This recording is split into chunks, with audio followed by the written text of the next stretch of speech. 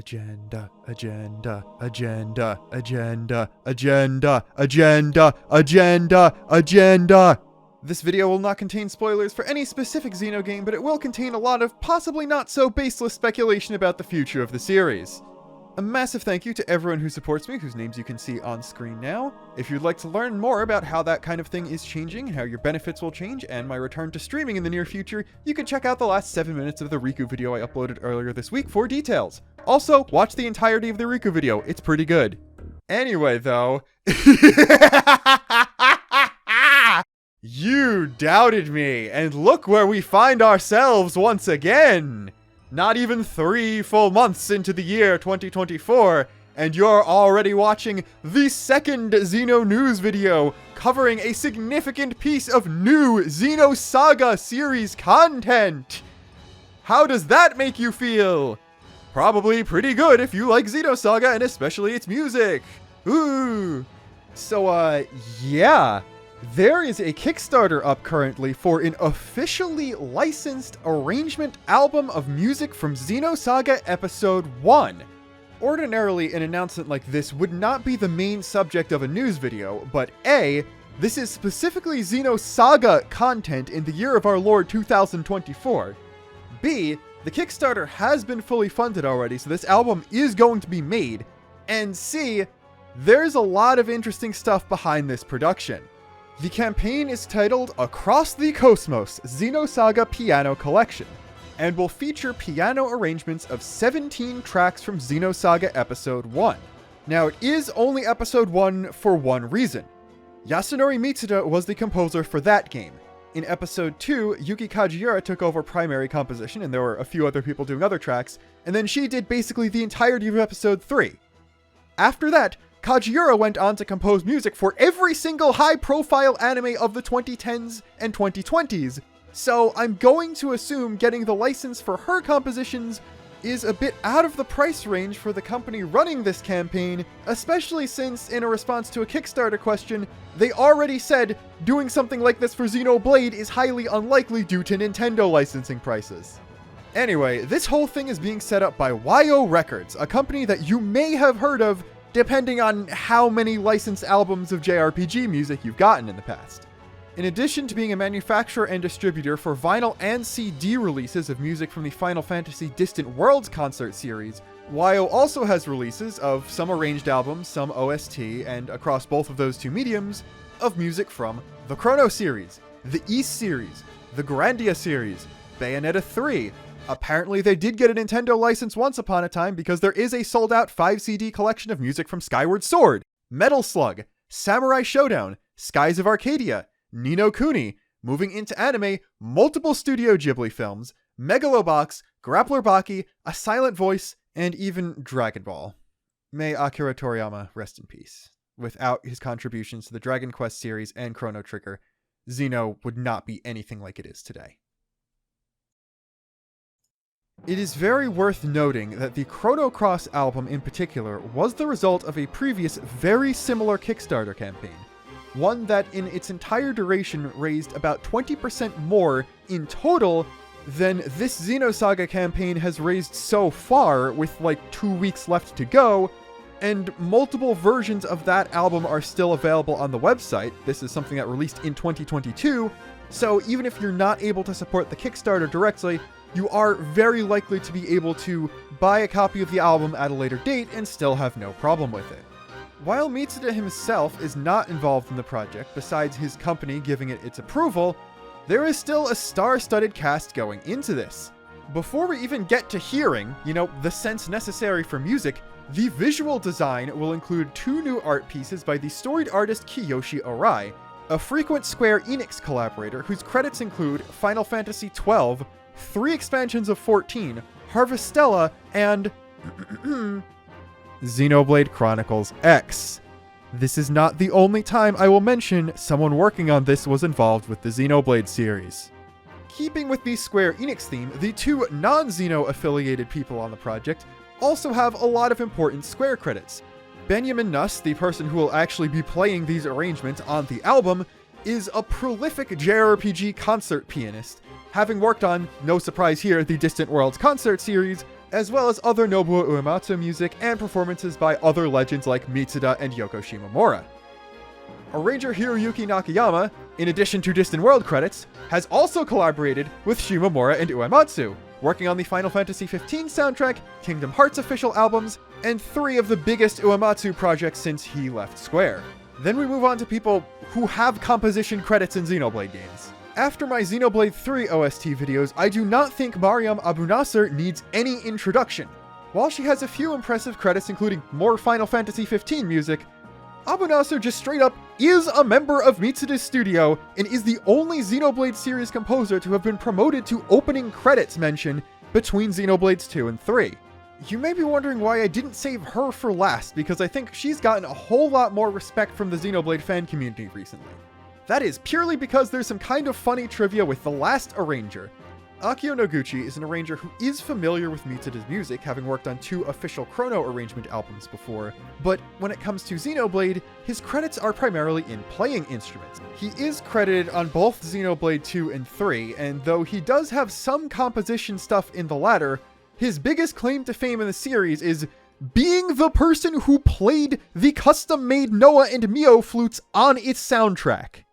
I think we can safely say that the arrangement and quality of performance on this album is in pretty good hands. As for the track list, you can see it on screen now. Unfortunately, Xenosaga 1 does not have official localized names for its soundtrack, so the only ones that I can guarantee will match with whatever you know the songs by are the ones that were already in English, like Prologue, or Albedo, or Pain.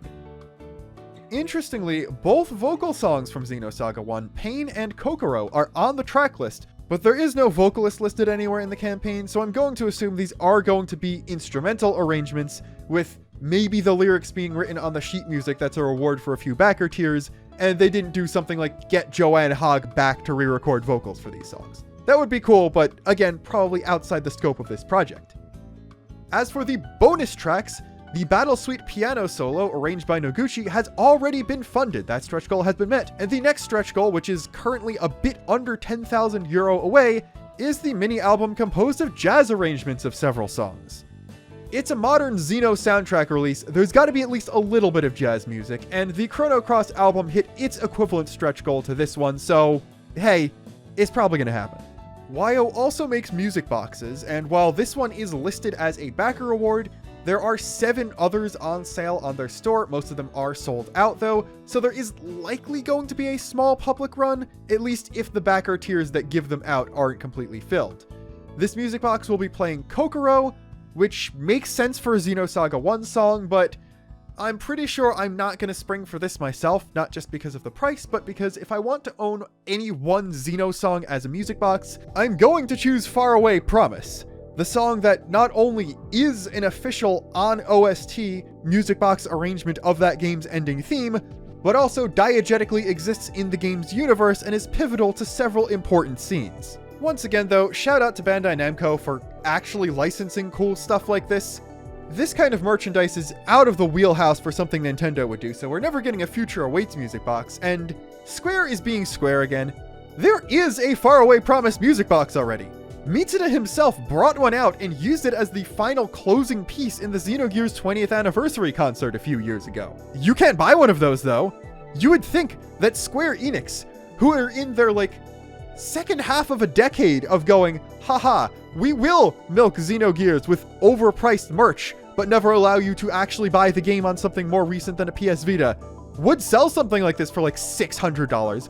I've seen how bad the $300 FF14 statues look. But no, we can't even have that. Thank you, Bandai Namco. I know that sounded sarcastic, but I'm actually not hating on you this time. Genuine cool move allowing this to even happen. Let's put a pin in that Square Enix thing for a minute though, and come back to it. Not because I'm going to make fun of them again though, but for agenda pushing. I'm not going to just read the entire rest of the Kickstarter for you because you can go and do that yourself, but additional backer awards include the sheet music I mentioned before, high quality prints of the art, a copy of the original Xenosaga 1 OST, which is kind of funny, and other stuff like that. There are 2 stretch goals that have not been met yet as of recording. The first one is the jazz mini album I mentioned before, and the second one will include an actual live concert in France. I have yet to decide how much I will be contributing to this myself, but I think if I'm unsure if I can even afford the music box tier, let alone if the box is something I would personally want, I don't think I will be attending the concert in France if this gets funded. Now, if the campaign is a massive success beyond this, and there's some extra money in the promotional budget left over to fly a YouTuber out to talk about your concert, then please pick someone other than me. I first played Xenosaga in like 2019, and compared to Blade, have contributed very little to online discussion about it that wouldn't already exist without me, so there are probably better people to pick to represent this than the Xenoblade guy. Also, I know the reason the concert is in France is because YO is a French company, but France specifically gets a lot more Xeno content than anywhere else in the world. It is the only language other than Japanese to have an official translation of the Xenoblade 1 Minato secret files. It has a chance of getting this concert, and as far as I know, it is the only country besides the US, and specifically for E3 2015 and 2017, that Tetsuya Takahashi has been to in person to promote a Xeno thing. I don't know what you're all doing over in France to hype up Xeno this much, but please keep doing it so we can get more Xeno stuff. Anyway, it is now time for the stuff you actually came to this video for, unless you were here for the previews of the Xenoblade 3 art book, which will be after this. Let us now proceed to push the agenda. We will now be removing the pin that I placed earlier. Remember that Chrono Cross album they did a very similar Kickstarter for that succeeded and can still be bought in certain forms from their website?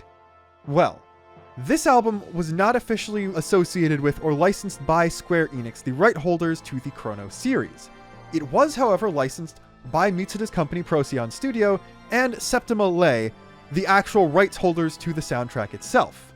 However, that project was announced in June of 2020 and had backing open for a month. It then went into production over the rest of the year and start of the next, and the final backer rewards were shipped out in December of 2021. Less than 2 months later, in February 2022, a Chrono Cross remaster was announced. With that taken into consideration, I do believe we can start seeing fire where we've been seeing smoke for about 9 months. As opposed to the Chrono Cross album, Across the Cosmos has an estimated delivery date of December 2024, a much smaller time frame for everything, though this is probably a placeholder Kickstarter forced to be in there. However, this is coming very soon after an official Xenosaga 3 collaboration with Tales of the Rays, and only a few months after very heavy Xenosaga teases in the finale to the first Xenoblade series story arc. The Switch 2, Switch Pro, Switch New 3, 3D, 1000, whatever rumors are swirling around yet again, and the most recent seemingly credible one is that it was initially intended for release in 2024, but has now been pushed back to 2025. Bandai Namco recently made remasters of the Baten Kaitos duology, 2 Monolith Soft RPGs from the same era as Xenosaga that were significantly less popular, and yet no Xenosaga anything on the horizon. It is also extremely likely, due to COVID and Nintendo shuffling around its release schedule within the past few years, that Xenoblade 3 was nearly done for a significant period of time prior to its reveal, and that combined with Tears of the Kingdom being out and Splatoon 3 winding down its updates into an eventual maintenance mode means we have less of an idea what Monolith Soft is currently working on than we have for a very long time. Why then did we get a bunch of Xenosaga stuff this year? Well, something tells me that Bandai Namco, the rights holder to the Xenosaga IP, tapped Monolith Soft, the original creators of the Xenosaga IP, to make some sort of remaster, remake, or re-release of the Xenosaga trilogy. Said re-release would have to be exclusive to Nintendo hardware, as Monolith Soft is now primarily owned by Nintendo and is effectively a first-party development studio, having multiple teams that work on multiple first-party Nintendo IPs. And this is supposed to be a launch title for some form of new Nintendo hardware, as the next Xenoblade game would not be done for several years. Said new Nintendo hardware was originally expected to have been announced by now, even if it would not be releasing by now, or in 2024 at all, and as such, Bandai Namco, using the Xenosaga IP they completely own without having to go through Nintendo for this, worked on several collaborations.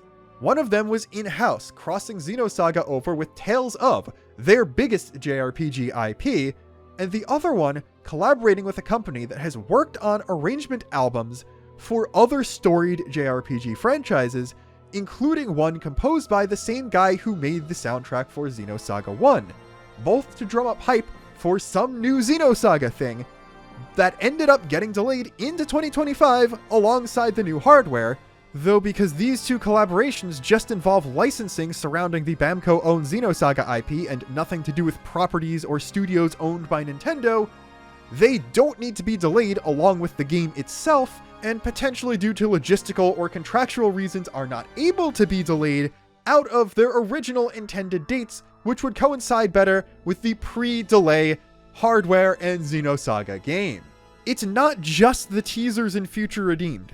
Ever since that concept art with the Xenosaga Zohar in the special edition version of the Xenoblade 3 artbook, there have been like half a dozen things that heavily hint at something Xenosaga coming next. But no, I have to be wrong because of the crane. How do people not believe me and the multitude of people who have independently looked at this stuff and arrived at the same conclusion as me? There's way too much to be coincidence by now. Anyway though, would you like to talk about the Xenoblade franchise? Because I'm going to do so in a way that doesn't involve the Xenosaga franchise at all for the rest of this video. This is going to be a lot smaller than the previous section because this is a very small update and it's going to be very redundant in a couple of weeks. On April 1st, the Xenoblade 3 artbook Ionios Moments will launch, and the Amazon Japan page was updated to include several sample pages a few days ago. Obviously, the entire book in much higher detail is going to be released soon enough, so there's very little point in actually analyzing all of this, but there is some art we've never seen before, so let's go through it very quickly and look at some stuff. The first set of pages is not something we've never seen. It is simply two very important pieces of promotional art by the game's main character designer and lead key artist Masasuke Saito. The first is the special edition cover art featuring the party in front of an Ouroboros and Mobius logo, and the second is Mio staring into your soul from the cover of the issue of Weekly Famitsu that featured Xenoblade 3. Both pieces contain small creator comments from Saito, credited by his actual name. The second set jumps ahead several pages already and appears to be the first couple pages detailing Noah. This already includes some art that was not present in the special edition collected works artbook, namely the 3 views of Noah without his jacket in the lower right hand corner. We can also see that the left page is primarily taken up by his official art, but also contains a bio, including his Japanese voice actor, his character designer, again Masasuke Saito, his affiliation, his weapon, his age, and his class. It also contains a quote and a small description of his backstory and general motivation in the main story, as well as another creator comment by Saito.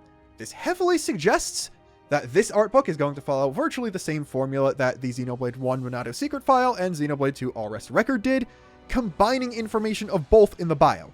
This is also almost certainly not the only 2 pages focused just on Noah. There's likely to be at least 2 more, probably 4, based on how many Rex got for Xenoblade 2s. I have fairly high hopes that these bios will include some information not present in the game itself, such as ages for certain Napon, like, the guy I made a 90-minute video on recently. Next up is annotated concept art of Colony 9. I believe a lot of this, but not all of this, was in the special edition art book, so once again, there is tons of new content, even for things that were already heavily covered in the previous book. The next page is weapon detail for Uni and Taion. It looks like Uni takes up 1.5 pages here, and that suggests to me that they're just going through the entire main cast in a row, so the rest of Taion will be on the next page, and then it will move on to Lance and Senna or something like that. There are, again, annotations, the likes of which were virtually not present at all in the Xenoblade 3 Collector's Edition art book, as well as several new pieces of concept art showing the dynamics of the weapon and how they move and are meant to be held. I love Uni just standing there with the spinny around thing, and you can even see that she's wearing a more camo-like jacket that was present in some of her other concept art from the other art book, and I'm assuming, as I did in the video I made covering that book, that this was an earlier version of her design, so we're likely to see this incarnation of her a lot more in concept art than her final design. Unfortunately, though, there are creator comments for both of these weapons.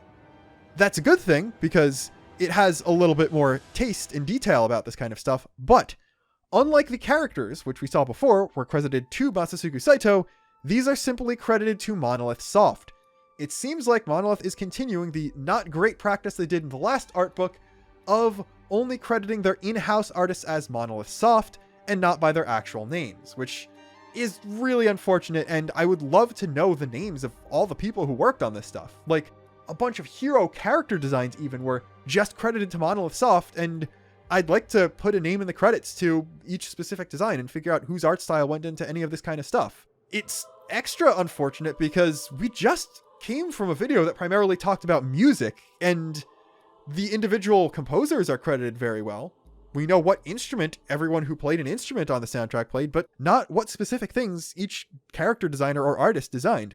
The only time Monolith, directly shouts out the names of in-house artists is on their own website, promotional art for recruitment or anniversaries or stuff, which really sucks. I would love the artists to get more credit, just in general.